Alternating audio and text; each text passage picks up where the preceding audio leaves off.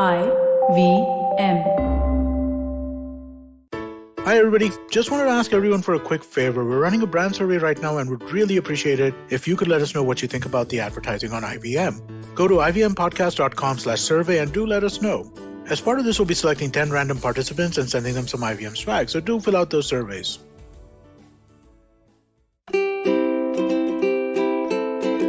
Hello and welcome to the Habit Coach podcast. I am Ashdin Doctor, your habit coach, and today in the hot seat we have Kritika Kati.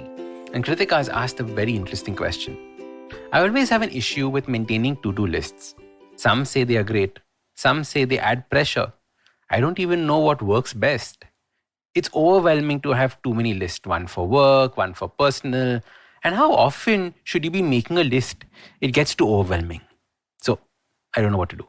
Perfect. I love this question because, every time somebody comes to me, especially a client saying that, I don't end up doing anything. I have not managed to do anything for a while and I'm not achieving anything. And I say, all right, perfect. What we should do is we should make a to-do list. And they look at me and say, I already have a to-do list. It's already 3 pages long. It's not that putting things on your to-do list means that it'll get done. And that's the most important thing for us to understand. Very often we just think that if we are organized, work will automatically take place. But that's not true. Just putting things down in a list is actually not a good way of organizing your life. What happens is exactly what Kritika was saying. It gets overwhelming. And overwhelm is nothing but doing too many things or having too many things on your to-do list without a priority. If you take anything away from this podcast, understand that a to-do list without a priority is nothing but rubbish because it is nothing but a brain dump. It is all the stuff that's going in your mind that you've put down. Only once you add a priority to your to-do list does anything get done. Only once you add a priority to your to-do list do you stop feeling overwhelmed. So the way to do this is to understand that you're not superhuman. You're not somebody that can manage everything. You're not Superman. You're not Hermione from Harry Potter that has, can create 2 versions of herself and do everything. No. Who are you? You're a human being. You need to understand that you have a finite amount of time, but more importantly, you have a finite amount of energy. So only the things that are absolutely essential for you to do that are going to give you the most return on investment are the things that you should be doing first. Now, what I like to do is I like to make 3 categories. Okay. The first category are only 3 things that if you do in this day, you will feel that this day was worth it, that this day was a success. So you might have 20 things on your to-do list, but I want you to only choose 3 things that if you feel that you did these 3 things, today was a success. Now, we are all operating at different levels. We're all operating at different stages in our life. For some people, 3 things might be, like for me, my 3 things are, today's 3 things were finish 2 podcasts, finish doing my YouTube videos, which are 2 YouTube videos, and finish 1 sales presentation that I had to make for my NGO. Now that for people will be like, are you serious? You did all that in 1 day? For others, the 3 things, especially people who might be suffering from depression, might be just wake up and brush teeth. It might be just call my parents. It might be just making sure that I take my meds. Whatever it is for you, 3 things that will make sure that you feel that today was worthwhile, that today was not a waste. Because there's nothing worse than living a life and feeling day to day, that today is a waste, today is a waste, today is a waste, today is a waste. So the first category is 3 things that you do that if you do them, you'll feel that today was a success. The second is categories that are things that are good to do that only you can do. Things that only you can do. That means that if you can outsource things, if you can get rid of things from your to-do list, if they're not necessary, don't do them. They don't fall into this list. Okay. This is what you do with the time that is left over after you finish the first 3 important tasks of the day. So for example, my secondary to-do list is call up 3 people that I have to do, organize my meeting schedules for the next week.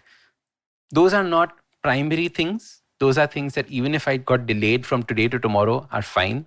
So they fall into this category. And then the last category of things on your to-do list are things that you delegate out or you drop altogether. Go through your to-do list, take a pen and scratch out everything that does not need to be done but was put on your list for, I'll do it, yaar, I have enough time, it's okay. Or things that you can outsource and delegate, right? If you have the ability to have somebody else do your laundry for you, do your cooking for you, delegate. There is no medal that you're going to get for doing these things. So, understanding that delegation is a very, very important aspect of not feeling overwhelmed, of not getting into the cycle.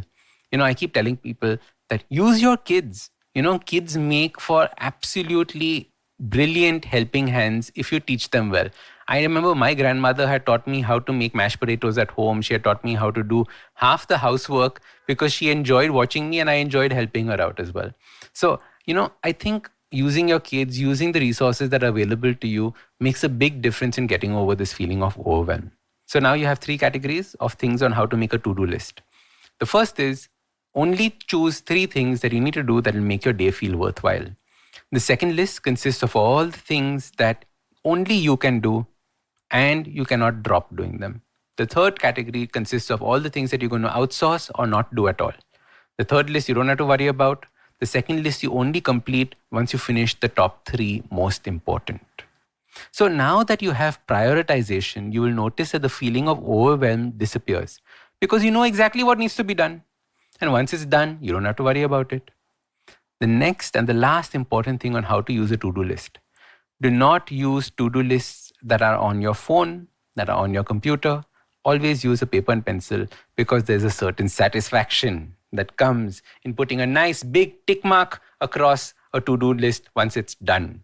So putting that tick mark is your reward. It's that feeling of achievement. It's that, yes, I actually did it. I said I would do it and I did it. Because when you say that you're going to do something and you do it, that is when faith in yourself comes in. That is when belief in yourself comes in. And ultimately, what are we doing all this for? To make ourselves feel good, right? Because we've taken responsibility and we made a commitment to ourselves that these are the things that are going to take place. Now that we've done it, that big tick mark makes us feel so good inside.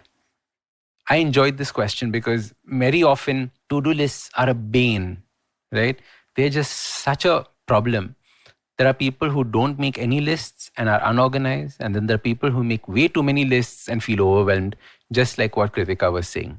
So if you have a question, if you can't figure out what to do about your habits, if there's a thing that you've been struggling with all your life and you just don't know what to do about it, send it in as a question. The hot seat link is in the podcast description below. So just click on it. It's a small Google form. Give me as many details as you can about what your problem is, and I'm going to try and answer this on the podcast, especially if it's a question that gets asked a lot. Or maybe it's just very, very unique and I found it interesting. I'm going to answer it. See you next time on the Hot Seat episode. If you like this podcast, don't forget to check out other interesting podcasts on the IVM network. You can listen to us on the IVM Podcast app or ivmpodcast.com. You can also follow us on social media. We are at IVM Podcasts on Twitter and Instagram. If you want to reach out to me, I am Ashdin Doc on Twitter and Instagram. You can find lots more information on my website, awesome180.com, or check out different content on my YouTube channel called AWESOME 180. That's Awesome 180.